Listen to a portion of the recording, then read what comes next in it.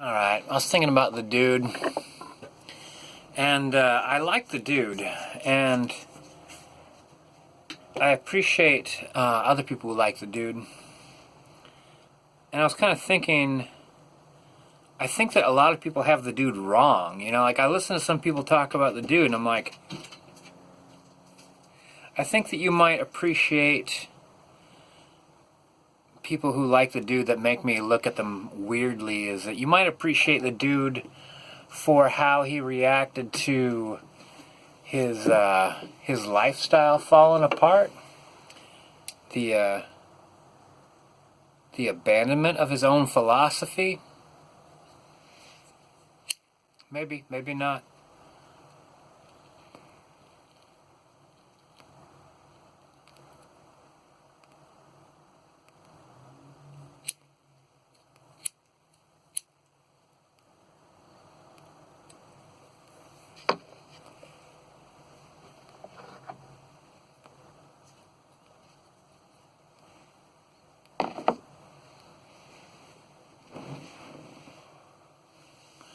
So, I guess what I'm reacting to is that most people don't say what they believe is the dude's philosophy. They're just a dude or a dudite or something like that, or a dudette. So, I'll tell you what I think that the dude's philosophy is. Malt liquor.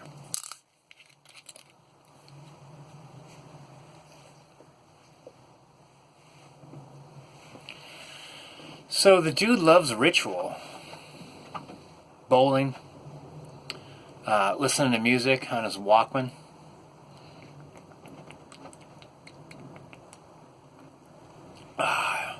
He likes the same drink. He likes ritual. He likes simplicity. Deeply down. The dude likes simplicity.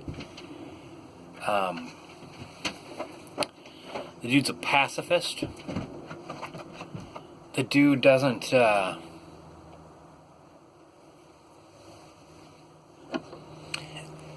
he doesn't have ego necessarily, except for he has a deep down iron. Like, the dude's iron is undeniable, you know?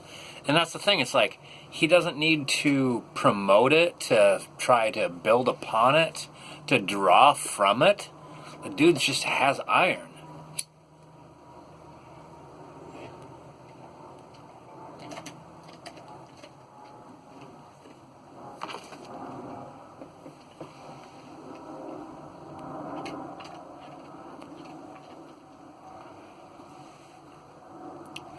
All those things sound rather good, you know, except for other people might perceive you as a slacker, as lazy, as wishy-washy, or a pushover,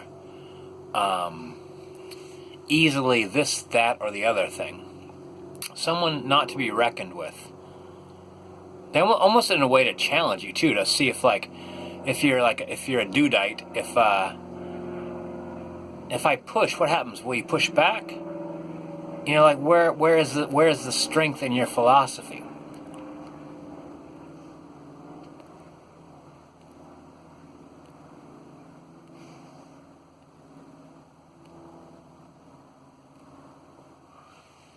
And I think the strength in the dude's philosophy was an awful lot like in Fight Club, Tyler Durden's strength in his philosophy, in that Tyler Durden believed in something that did not exist, like some kind of a futuristic ideal, and everything else was something that truly didn't matter.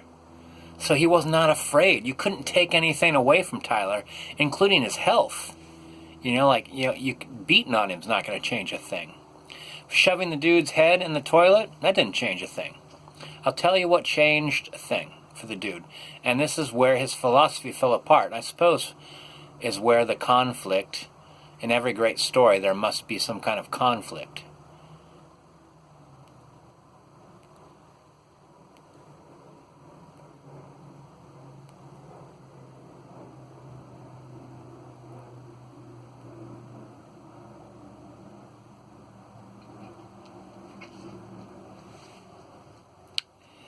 It's when they peed on his rug.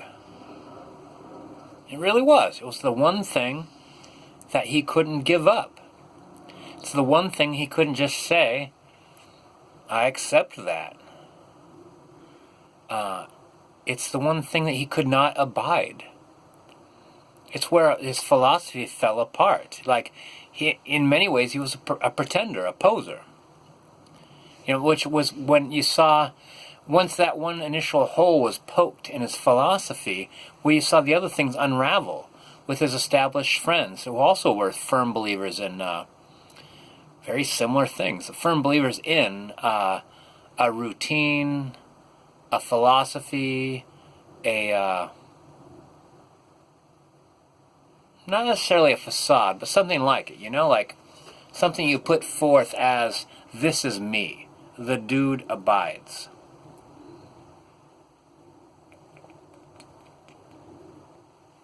And you watch his interactions with his friends kind of devolve, and it started with the rug.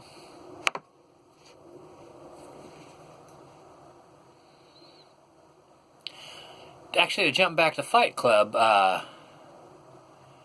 like the Edward Norton, I think his character, was saying, when you get that one couch, when you get that one whatever, this is it. You got that couch problem solved, man. This is your futon. You never need to have another one again.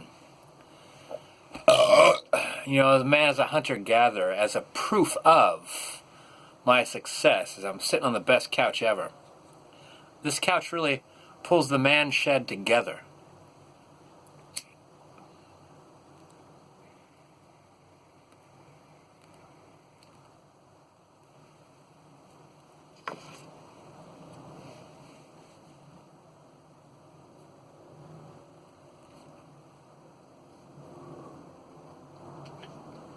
This, of course, is untrue. The couch, the blanket, the tapestry, the lights, the alligator head, none of this actually is what the man shed is. The man shed is an idea. The man shed's a philosophy. None of this could be taken away or destroyed. None of this needs to be replaced.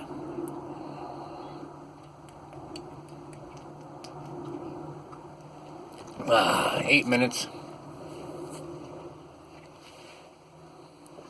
It's because he didn't recognize that. It's because the dude really was trying to live his philosophy, as opposed to actually living it.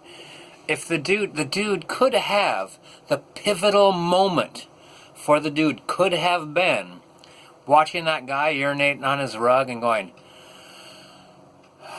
thank God, because that was like the last thing that I thought of as important, That was the last thing. That tied everything together. And having that released allows everything to drift apart.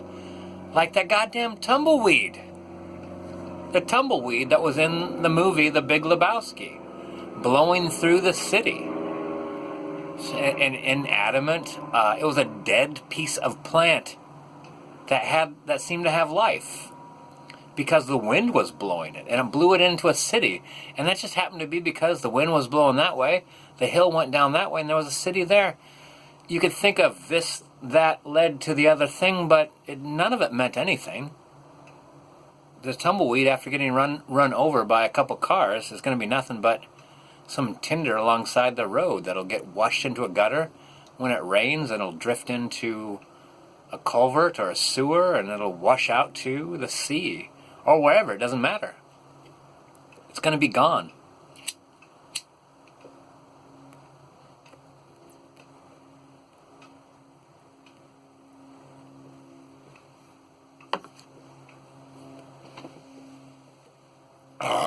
Rugby.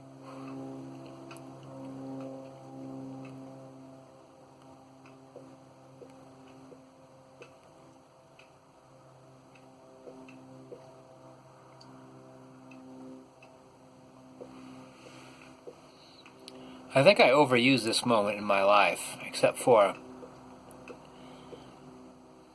seemed kind of pivotal. there was a person in an airport giving me a really bad time. And I was with my girlfriend at the time, and I did whatever it took to smooth over this bad time that was taking place. And in the end, everything that I wanted to happen, happened. The amount of words I used the minimal amount of words. I used a kind, conciliatory tone of voice, apologetic, understanding, admitting to confusion,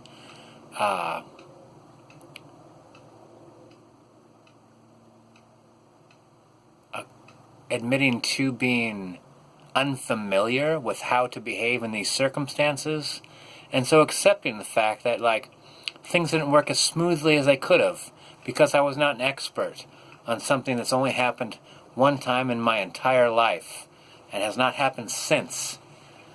And my girlfriend was so angry to me, and I'm like, listen, here's what the dude's philosophy is. I was able to get my bicycle from point A to point B. I was able to fly from one country to another. And there was a little conflict, and I dealt with it in such a subtle, gentle way that my goal was, like, I felt that this person would not remember me. I got everything I wanted. This person who got very, very upset would not remember me the following week, because I was nothing but gentle and kind. That was my goal. I got everything I wanted. I caused no harm or disturbance other than the initial, what you'd almost consider average amount of confusion in an airport.